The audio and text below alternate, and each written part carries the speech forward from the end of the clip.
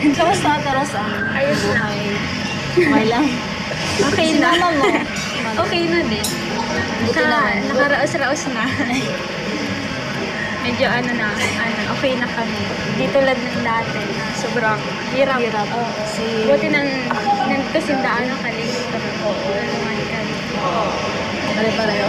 Okay na tayo. Okay na. Masaya na. Nakaraos din. Salamat sa akin. Salamat kay Kuya Rob. Kila Kuya Rob. Dati dito na lang katama na. Oo, no?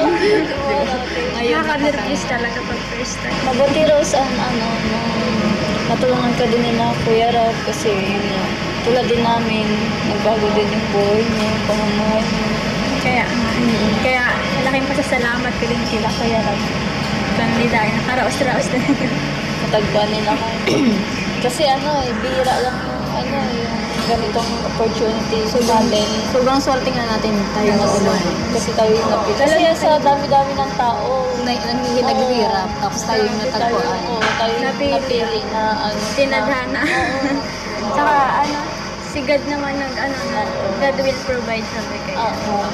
So yun na nga po no, mga kababayan na mga kalingap, napanood po natin sa video ni Kalingap Rob at muli nga pong nagkita-kita, nagkasama-sama ang mga Kalingap Angels at talagang naging masaya yung kanilang bonding moments no. At first time nga po ni Rose Ann makisama, makihalubilo kay Dara, kay Erica at kay Diwata Joy ay talagang naging masaya sila no, kahit na first time ni Rose Ann ay parang matagalan niyang naging nakasama itong tatlong ito no, dahil nga po naging ka-close agad ni Rose Ann ang mga Kalingap Angels. So, napakaswerte ng mga Kalingap Angels ni Kalingap Rob dahil hindi lang po magiging scholar kundi mapapagawan pa po ng bahay itong mga Kalingap Angels na to no. At sa kabilang dako naman si Rachel Morales naman po ay talagang kung masaya ang mga Kalingap Angels, si Rachel Morales naman po ay masaya din. At sobrang saya nga po ni Rachel dahil for the first time after ng how many months na kanyang pagsisipag, pagtsatsaga na pagbablog ay nakasahod na nga po si Rachel Morales no. At dahil sa kanyang pagiging masaya sa pagsahod niya ay binlow out niya yung kanyang pamilya no. At talaga namang for the first time ay nakasahod siya at talagang naranasan niya rin kung paano ang makasahod sa YouTube channel no. At yun na nga po itong si Rachel mga kabayan mga kalingap ay tutulong din sa landing pads ni Kuya Bal Santos Matubang at meron din daw pong ibibigay kay Kalingap Rob at kay Vincent Calyada no.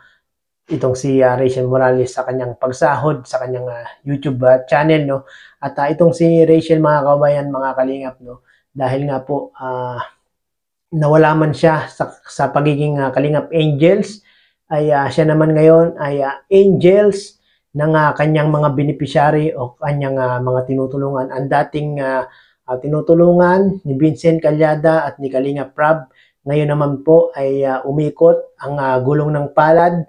At siya naman po ngayon ang tumutulong sa ating mga kababayan. At talagang ang pagtulong ng Team Kalingap, mga kababayan, mga Kalingap, ay mababago talaga ang buhay. No? Depende na lang po sa kanilang tinutulungan kung handa ring magbago, handa ring gawin ang lahat kung paano umahon sa hirap ng buhay. No? At maraming salamat kay Kuya Bal at kay Kalingap Rob dahil sa inyong programa ay marami kayong natutulungan at talaga namang nabibigyan ng pag-asa na lumaban sa hamon ng buhay. No? At sa mga hindi po nakasubscribe sa kanilang mga channel, paki-subscribe nyo na po mga kababayan, mga Kalingap. At kung gusto nyo naman ng reaction video patungkol sa Team Kalingap, paki-subscribe nyo na po itong aking channel para maging updated po kayo sa mga video uploads na aking ginagawa sa araw-araw. Maraming salamat po.